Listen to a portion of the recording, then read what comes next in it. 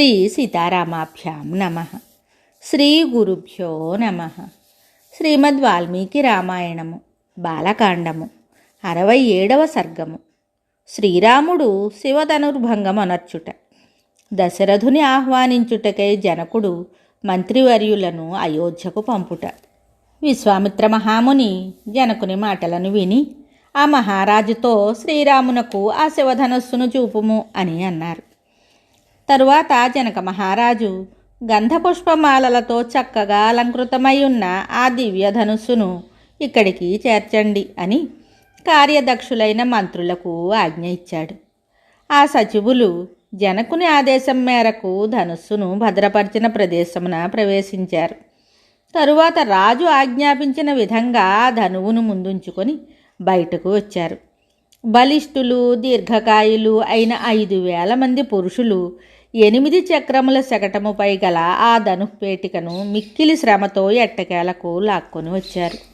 ఆ రాజుగారి మంత్రులు ధనుస్సును భద్రపరిచిన ఇనుపపేటికను తీసుకొని వచ్చి దైవతుల్యుడైన జనక మహారాజుతోటి ఇలా చెప్పారు. ఓ మహారాజా, ఈ శ్రేష్టమైన ధనుస్సు మహామహులైన రాజులందరి నుండి పూజలను అందుకొనినది. మిథిలాధిప రాజేంద్ర, మీరు అభిలషించినట్లు శ్రీరామునకు చూపదగిన ధనువిదియే. వారి మాటలను విని జనకుడు అంజలి ఘటించి మహాత్ముడైన విశ్వామిత్రుని తోడను రామలక్ష్మణులు ఇరువురి తోడను ఇలా పలికాడు. ఓ బ్రహ్మర్షి, మా పూర్వీకులైన మహారాజులందరూ పూజించుచూ వచ్చిన దివ్యధనువిది. సీతాదేవిని పరిణయమాడగోరిన మహావీరులైన రాజులు ఈ మహాధనుస్సును ఎక్కుపెట్టలేక చతికిలబడ్డారు.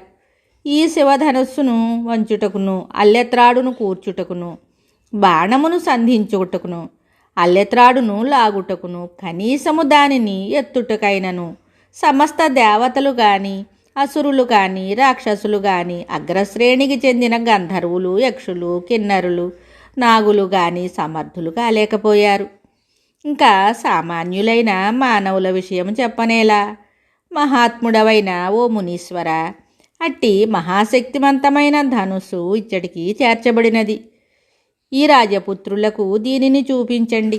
ధర్మాత్ముడైన విశ్వామిత్రుడు జనకుని మాటలను విని, నాయనా రామ, ఈ ధనుస్సును చూడుము అని రఘువరునితో అన్నారు. అంతటా శ్రీరాముడు మహర్షి ఆదేశమును అనుసరించి ఆ ధనుస్సును భద్రపరిచిన పేటికను తెరచి ధనువును చూసి ఇలా అన్నాడు. ఓ బ్రహ్మర్షి, ఇప్పుడే ఈ మహాధనుస్సును చేతితో తాకి చూచెదను. దానిని పైకెత్తి అల్లెత్రాడును సంధించుటకు పూనుకొనెదను. అందులకు జనకుడును విశ్వామిత్రుడును సరే అని పలికారు.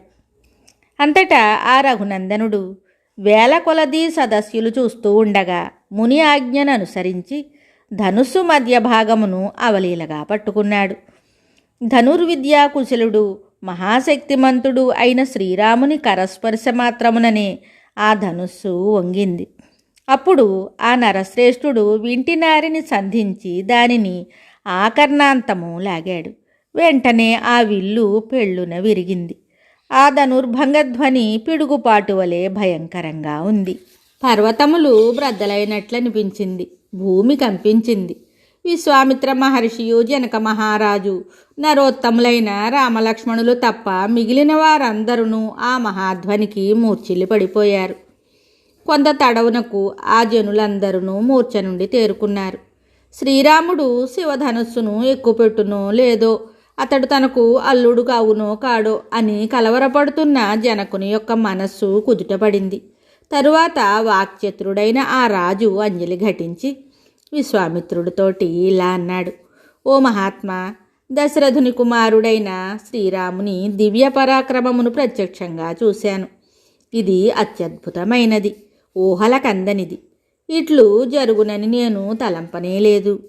అయ్యో నిజైన నా కూతురు సీత దశరథుని కుమారుడు రూపగుణ సంపన్నుడు అయిన శ్రీరాముని భర్తగా పొంది మా వంశకీర్తి ప్రతిష్టలను ఇనుమడింపజేయగలదు. మా వంశమునే తరింపజేయగలదు. ఓ కౌశిక, పరాక్రమవంతునకే సీత భార్యయగును అను నా ప్రతిజ్ఞ నెరవేరినది. నా కూతురు నాకు ప్రాణముల కన్నా మిన్నయైనది. మా సీతమ్మ శ్రీరామునికే ఇయ్యదగినది. ఓ బ్రహ్మర్షి, మీ అనుమతి అయినచో నా మంత్రులు రథములపై శీఘ్రంగా అయోధ్యకు వెళతారు. దీనివలన మీ కీర్తికాంతులు వెల్లివిరియును. వారు వీర్యశుల్క అయిన సీతాదేవి పరిణయ వృత్తాంతమును వినమ్ర వచనములతో దశరథ మహారాజు గారికి పోసగుర్చినట్లు తెలిపి చక్కగా ఆహ్వానించి ఆ ప్రభువును మా మిథిలా నగరమునకు తీసుకొని వస్తారు. మునీశ్వరులైన మీ యొక్క రక్షణలోనున్న రామలక్ష్మణులను గూర్చి ఆ మహారాజునకు వివరించి సంతృప్తిపరిచి వారు ఆయనను అతి శీఘ్రముగా తీసుకొని వస్తారు. కౌశికుడు అందులకు తన ఆమోదమును తెలిపాడు. అంతటా జనక మహారాజు మంత్రులను పిలిపించాడు.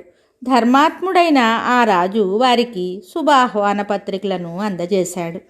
జరిగిన వృత్తాంతం అంతయును దశరథునకు వివరించుటకును ఆయనను తీసుకొని వచ్చుటకును వారిని అయోధ్యకు పంపాడు.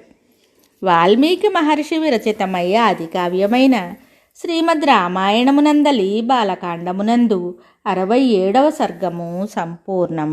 శుభం.